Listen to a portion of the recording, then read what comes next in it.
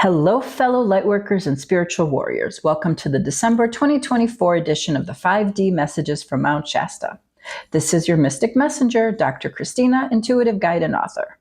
I have been inspiring and supporting fellow lightworkers as we shift into a higher state of consciousness and help the collective with this ascension process. Please make sure to follow me to receive my latest podcasts. I had some high hopes that November would bring some welcome change in energy, but boy, was I wrong. Personally, November was one of the most difficult months I had experienced in quite a long time. In the beginning of the month, I was initially inspired to work on some new material. However, I felt as though nothing I wrote sounded quite right. This triggered some deep insecurities, and I was confronted with a ton of shadow work. For most of the month, I was in this state of paralysis and despair. I found it difficult to discern if this despair was due to something internal, or was I tapping into the emotions of the collective? Or was it both? I also wondered if all of this was coming up because Pluto was finally making its way back into Aquarius, and I was feeling the impact of this transition. To make matters worse, a huge wind and snowstorm blew through the Mount Shasta area, which resulted in some significant damage to my property. And then I came down with a horrible cold. Suffice it to say, I'm still recovering from all that transpired in November. When I was finally able to reach out to other lightworkers, they too were having a difficult month. So if you were experiencing some difficulty last month, you are definitely not alone. However, it does feel as though the energy is shifting this month. We started off December with a new moon, and now with Pluto fully in Aquarius, it is time for us lightworkers to move onward and upward in our mission.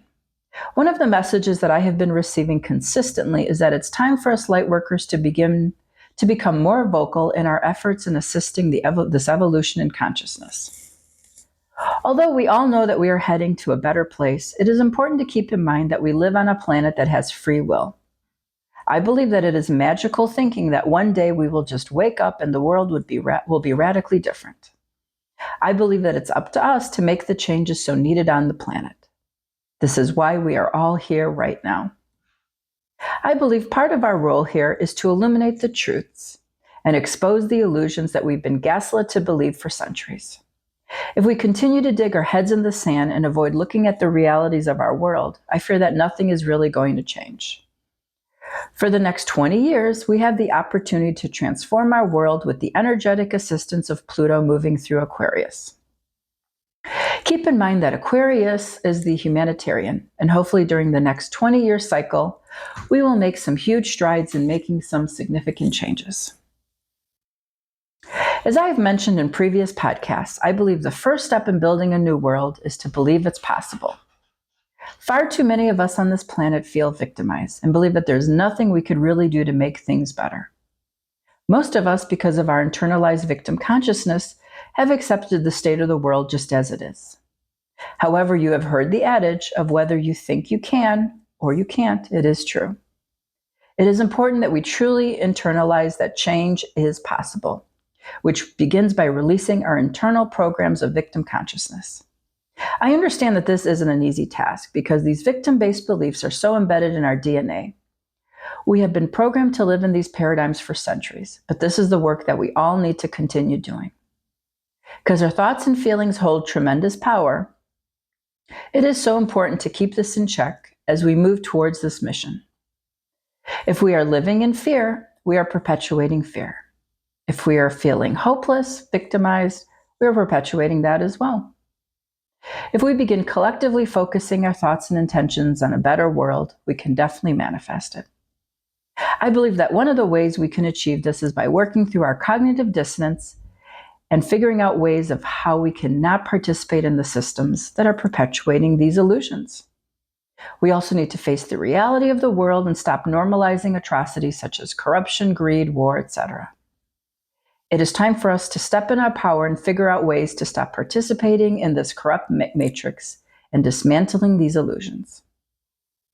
I think it's also time to discuss how to dismantle this matrix that was created on the foundation of fear, control, and power dynamics, which is not serving humanity. I think one of the missions for us light workers at this current time is to assist others in conceptualizing a different way of living.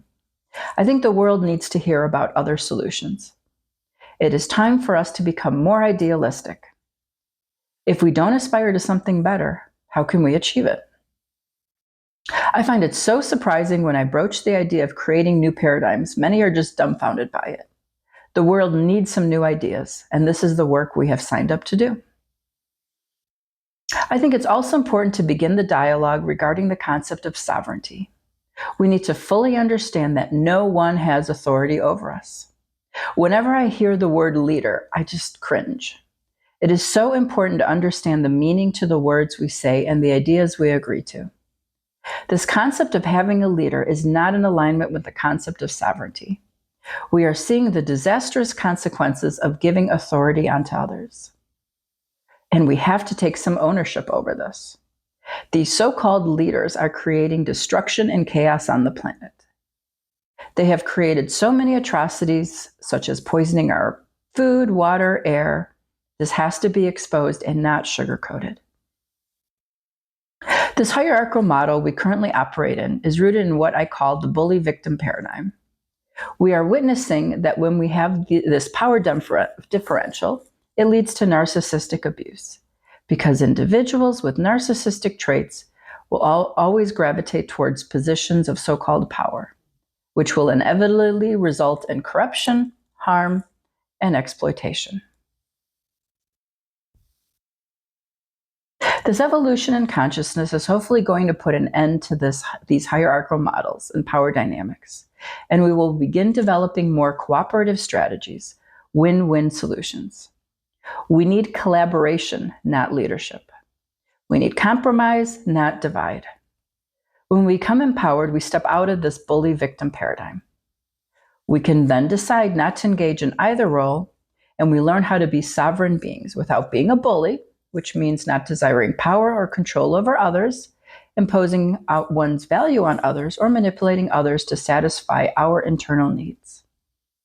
We learn to set boundaries with others, communicate assertively, and take responsibility over our lives, whereby stepping out of this victim paradigm.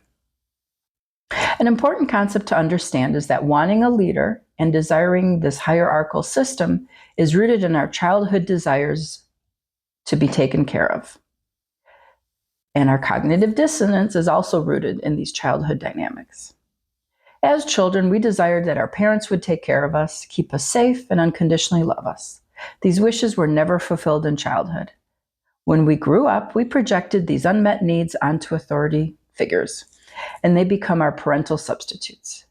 We minimize and even deny their wrongdoings because if we see the reality that these individuals do not have our best interest in mind, we would then have to explore all the pain and suffering we felt as children, which is definitely challenging.